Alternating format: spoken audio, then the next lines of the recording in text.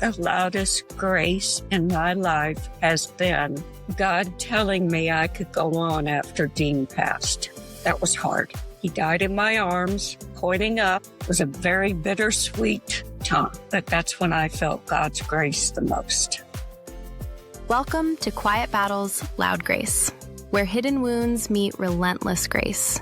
We have real conversations about faith, burnout, trauma, leadership, and what it means to be human.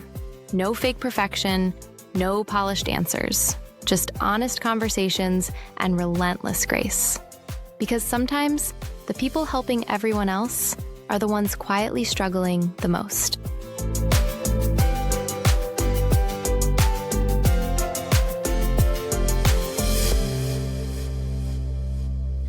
Well, hey, everybody, this is Brent, and I am back, and I am excited today to tell you about our guest. We are privileged to have with us the one and only, the great DiAnn Mills. DiAnn is a award-winning author. She's published multiple Christian fiction books. She's a founding board member of the American Christian Fiction Writers Organization. She's a frequent speaker at conferences for writers and churches and literary events. And more importantly than that, she is a good friend. And I'm so excited to have her here. Welcome, DiAnn. Oh, thank you, Brent. This is exciting. Yeah, I'm so glad to be here. For people who may not know you, tell us a little bit about yourself, the journey that led you to become a writer, a little bit about your life. Okay, here we go. I had always dreamed about becoming a writer, but I didn't have the guts. Self-confidence probably sounds nicer. But back in 96, my husband said to me, "Stop telling me that someday you're going to write a book. Quit your job. I'll give you 1 year to get anything published. And if you do, whether you're paid for it or not, you don't have to go back to your other job." Well, I'm all 5'2" of dynamite, and I said, okay, I will. And I did. I looked at it as a full-time job, a ministry, a calling, a purpose, everything that I had ever dreamed about, but it wasn't easy, of course. I dedicated time every day to learning the craft, reading in the genre I was writing in. That included the bestsellers and why, looking at them as though they were a textbook and figuring out techniques, and then making sure that I wrote so many words per day, knowing that you have to write 1 million before you get one right. And that got me started. That year I published an article to Mature Living magazine. I wrote a devotional for the upper room, and I finished the novel and had an agent in progress. And the first book came out in 98. Well, so when you look back over your life and even from that moment or before then, what are some of the defining moments that you would say have shaped who you are today? Oh, my goodness. I would like to say, I'd like to give you this glowing childhood and teenage years and all those kinds of things. But that wasn't the case. I was a very overweight child. So, what school kids do to that. So my introverted personality grew even inward. And when things became rough in my life, I made up stories in my head. My first book was written on a big chief notepad. It was yellow with the Native Americans head on the corner or on the whole front and a number 2 pencil, and it was a Western. I was in the 2nd grade. So writing was a relief for me and a release. It was a relief because I could get away from the taunting and things that weren't pleasant. And it was a release because there was a part of me that just needed to be creative in the best way I could. Yeah.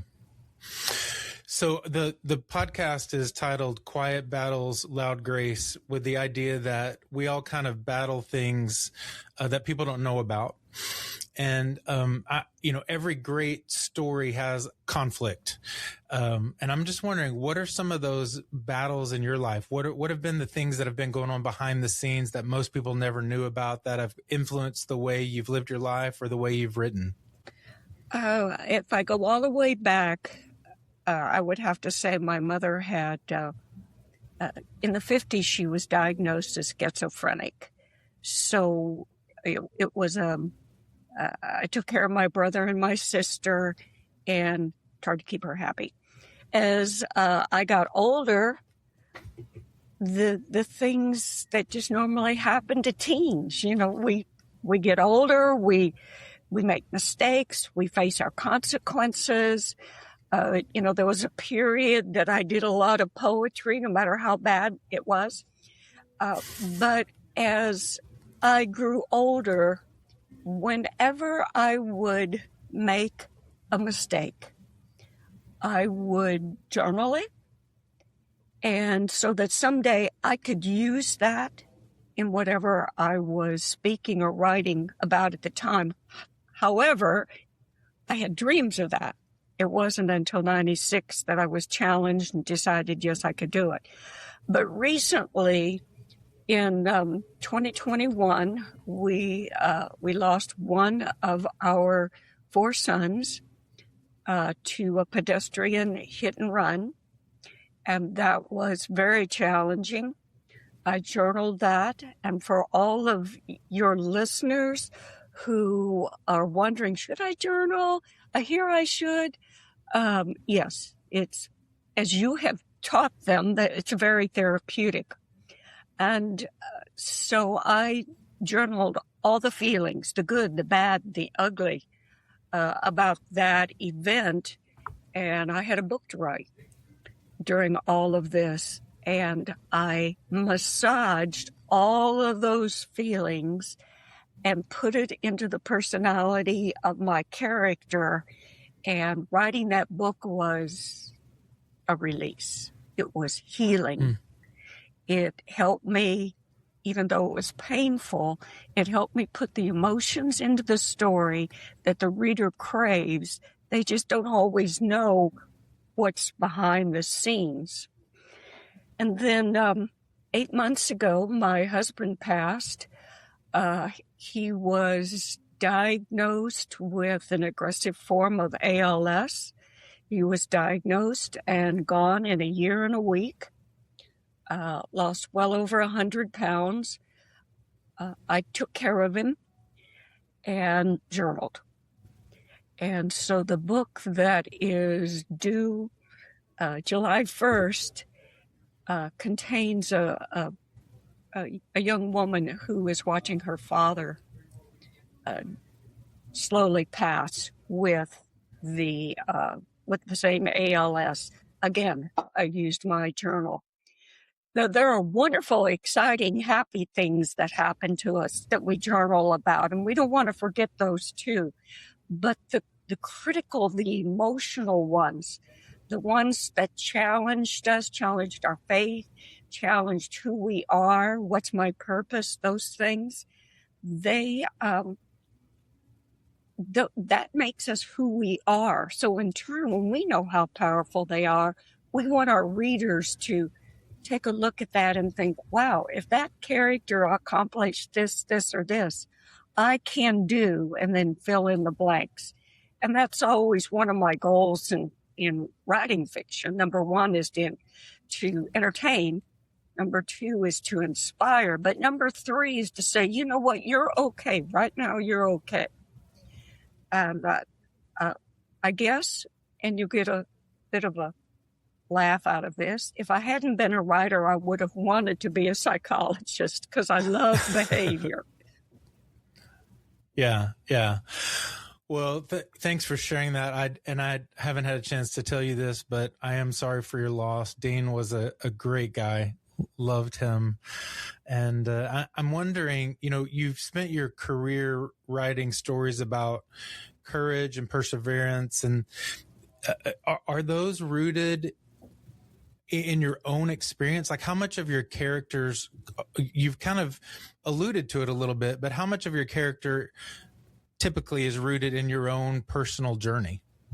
I try to make sure that their personalities do not mirror mine, but there's always something. We can't help it. No, our voice is right there with the character, and it's very, very difficult at times to separate those things. Never would I want to be a writer who's on a bandwagon for something social or political or religious that I put into a character. That's not what I'm saying at all. I'm saying the core of us is bound to come through. I have always been very conscientious of forgiveness.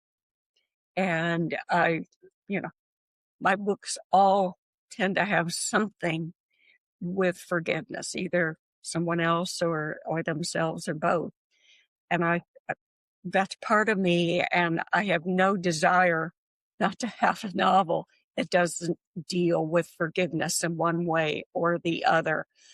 I've always been what I call a pretty strong woman. It started out, at a young age and taking care of my mother, my brother and sister.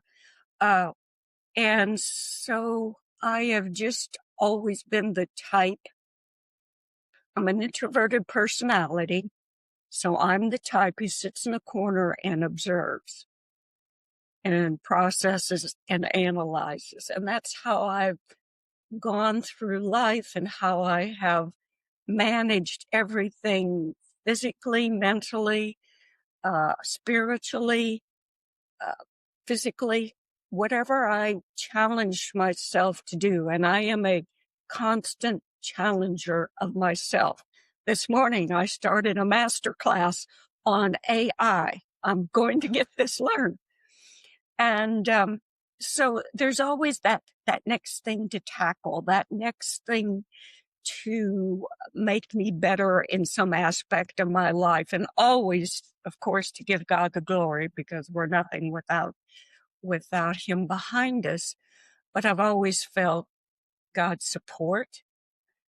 There are many things that happen to all of us, and we learn from them. And my thing is, if I can't take something I've learned and pass that on, usually in the way of a story, because that's a non-threatening environment, then maybe I failed myself, maybe I failed God, and for sure I failed the reader.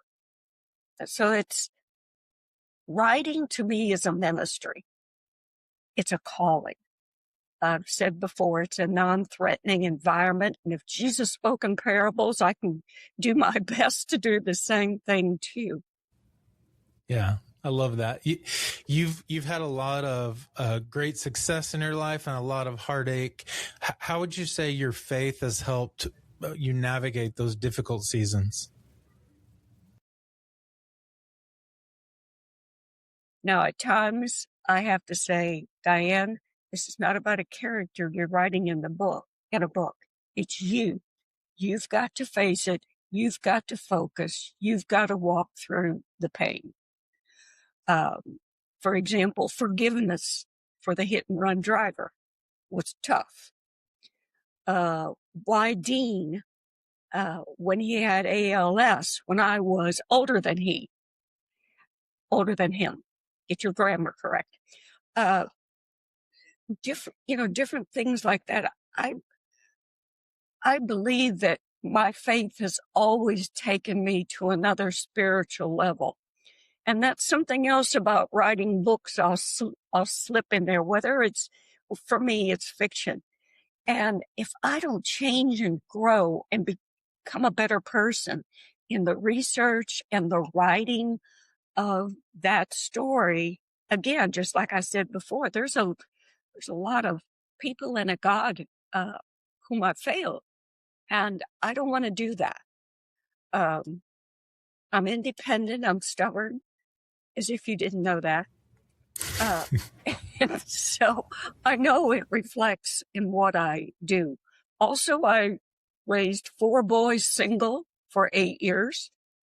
And that's either a sink or swim proposition.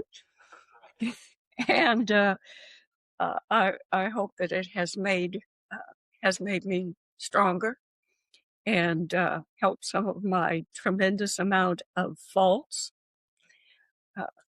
But there has just been, and it always puts good people in my life, whether it's for the mental, the spiritual, or, in writing the book. I just don't believe in doing things halfway. For example, if you're ready to laugh at this, I am a little bit on the committed side when it comes to research. I've been to southern Sudan when it was in the middle of, it's always been in the middle of a war. Went that trip by myself. That was the last trip per my husband that I would make by myself. I've ridden the line with the Border Patrol in McAllen to find out what that was like. I have taken the Citizens ATF course, the FBI Citizens Academy. I've interviewed treasure hunters. The last trip that my husband and I took together in researching a book was hiking the Guadalupe Mountains in West Texas, where there's no cell phone, there's no nothing. And that was quite an adventure. I just believe in doing whatever it takes to be there, to put my feet into a character's shoes, which I'm hoping a reader thinks, oh, that's like me. That's always the underlying thing. Yeah. Are there things that God has taught you either through your writing or through your own life, that through trials or some of the things that you've walked through that you don't think you could have learned any other way? Oh, yes. Let me give you two. One is funny. About 3 months ago, I was flying out to Denver to do a writing conference. And I was up at 5 a.m. It was my first real trip without my husband. Always before he went with me. And 5 a.m., I walk out of my kitchen. I got to have a cup of coffee. On my kitchen floor was a copperhead. And if Dean had been alive, I'd been standing on the counter screaming. And of course, couldn't do that. So I crossed my arms over my chest. I looked down at that thing and I said, buddy, we're not doing this.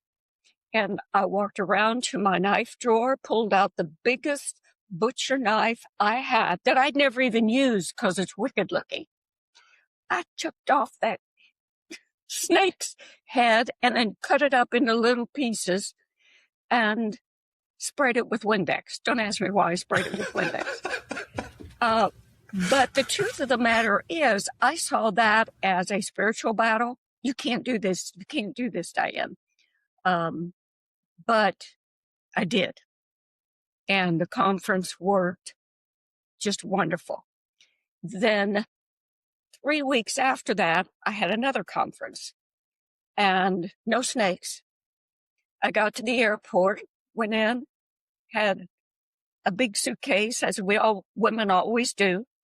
I had one little bit smaller that was filled with books, and then a big shoulder bag that also had my computer and cords and stuff in it.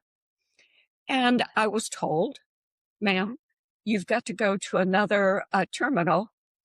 And I thought, okay, I'll just get on this elevator and go to the other terminal. Nothing wrong with that. But they were under construction. And so the only thing left was the escalator with all that baggage. And I got myself prayed up. I got clear to the top of that. I was just, oh, wow, thank you. I'm so glad. I've got one more to do. So I started up, and about a third of the way up, I lost my balance. And one suitcase came this way, and the other suitcase came the other way. I was smart enough to grab the back of my head that had my shoulder purse on it, so I wouldn't hit my head and knock what few brains I have out. And I was stunned, And so I to this day, I do not know why I blacked out for a few seconds. It could have just been shock. But when I woke up, there was this hand beside me. It was a man's hand. And he said, "Take my hand." And I was too stunned to do it. He said it the second time, and I looked, I saw the most beautiful, sincere brown eyes I'd ever seen. So when he said it the third time, I grabbed it. What a grasp. He righted me. I got to the top of the elevator. I was not hurt. And I got on my flight and I went to South Carolina. So what I learned from that one is take that hand. When God puts a hand out there for you, take it. And don't be too proud not to say you don't need help, because we all do. So that's my 2 lessons of late. I'm hoping that the trip I take in July, that there are no incidences. I wish I could see footage of you with that snake. There's not a camera in there, is there, where you could see that? That's you're more brave than me. I would have run the other way. Oh, me too. That wasn't me. I would have said, "Time to sell the house. We're just gonna have to sell the house." What do you think in the course of your life and the things that you've walked through, what has grief taught you about yourself? That I fight what is natural. I'm about to give you a fault. When I grieve, I don't necessarily shed tears, but my body reacts in that I am nauseous, extremely nauseous, and I get migraine headaches, and I just want to sleep. You're probably analyzing me at the moment. That's okay. When I wish I could be just like everybody else and just sit down and cry my eyes out and forget about all this other stuff. So I've learned that I don't have to be like everybody else. It doesn't mean I'm not grieving any less. It just means I'm breathing in a different way. And that opens my eyes to understanding how other people respond according to what's happened to them. You know, their action-reaction type of behavior. I'm saying this to a psychologist, but you know exactly what I mean. There's just so many things in life that we think we have to be like someone else. From kids and peer pressure to, you know, our role models. And we don't have to be. We only have to be who God meant us to be. And if my quirkiness, my eccentric personality, and my little bizarre behavior helps me write stories, then how can I ever judge anyone else for what they do? That's good. That's good. What advice would you give somebody who feels stuck right now, or who would like to be a writer, or who feels like they're stuck in a season of grief, or a season where they just can't get a win? What advice would you give them? Number 1, journal. And make it honest. If you have to put it under lock and key, that's okay. Make it honest. Pray constantly. Read fiction, read nonfiction, read well-rounded. That's the only way that we are ever able to pull ourselves out of what some people call writer's block. It's a mental thing, actually, because we have doubts within ourselves that we can't do this, or we don't know what to write or do. And so the praying, the reading, the journaling, and writing anything, just take a note out of the air and write something.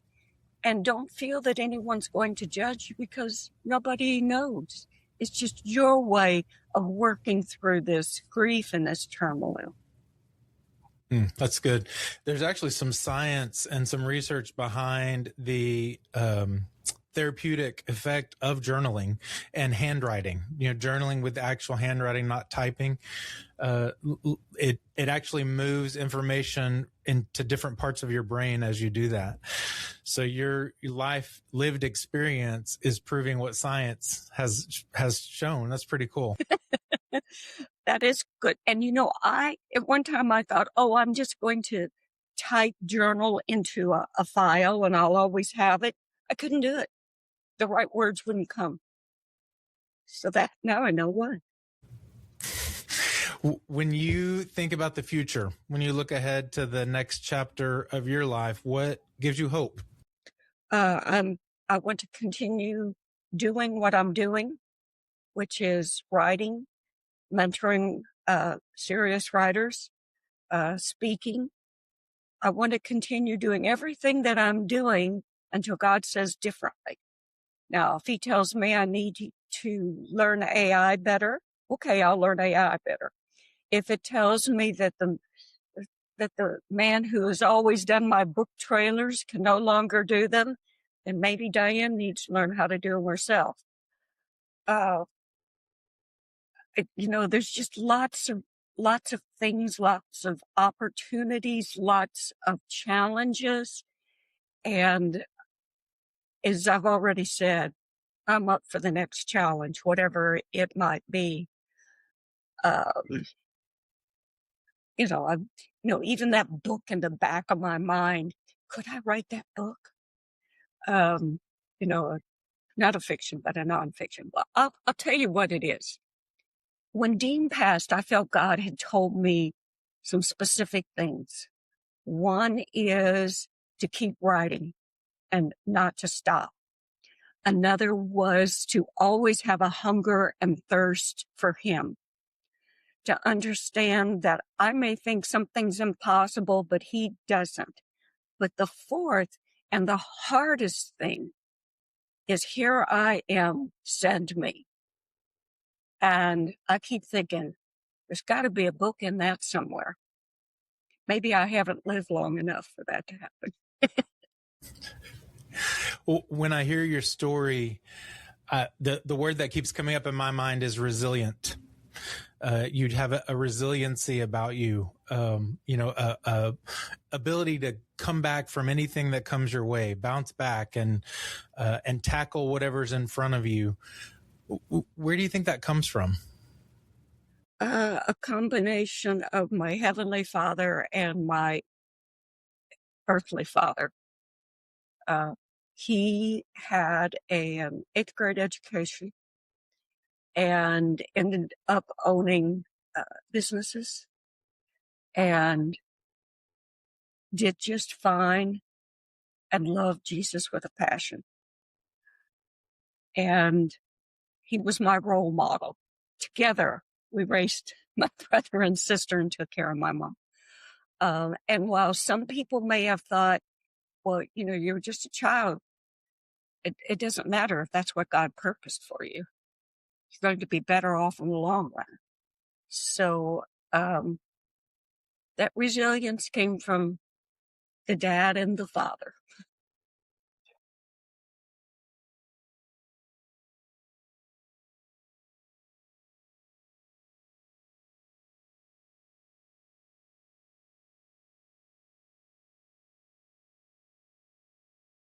Something that I know about God that I didn't know 20 years ago.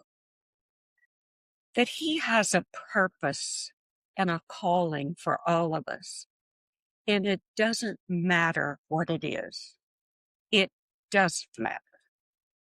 It's uniquely for me, for you. And it may take us a while before we figure out what that is, but that's part of the journey. That's part of the adventure. And I'm loving my adventure. Well, there are some days I don't, but. That's awesome. You referenced a book coming out in July. Is that what you said? No, I have a book due July 1st, and I have a book coming out January 12th, and it is called Point of Revenge, and it's set in Houston. It's a suspense with the threat of romance. The premise is a fire marshal abandoned his wife who was pregnant 20 years ago because she had been threatened and he couldn't stop it. And so he left her. And so chapter 1, line 1, he just learns his wife has been killed and his daughter, whom he has never seen, is missing. So I just go from there. And how many books have you published total? Okay, I've traditionally published 103. Oh, my goodness. I've self-published some how-to books and a fantasy that I wrote with my granddaughter from the time she was 8 to 12. And so I don't know what that would add up to be, but I don't know. But you don't want me to balance your checkbook. Trust me. Well, me either. I say I know one thing about money, and it's how to spend it. Well, thank you for coming on. And one of the way that I like to end every episode is just by asking the same question of everybody. And if you were going to finish this sentence, how would you finish this sentence? The loudest grace in my life has been. The loudest grace in my life has been God telling me I could go on after Dean passed. That was hard. He died in my arms. I don't know if you want to tell that or not. Pointing up was a very bittersweet time. But that's when I felt God's grace the most.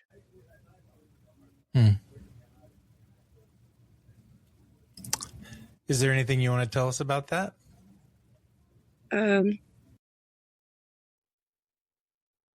You know Dean, and he always was looking after me. He said he could not pass and go home to heaven till I had new kitchen countertops. On a Monday, they came, finished up at 6 o'clock. At 10:30 that night, he very awkwardly sat up in bed. And I'm immediately at his side because taking care of him was pretty much 24/7. Pointing up. I said, do you have to? Do you have to go? Mm-hmm.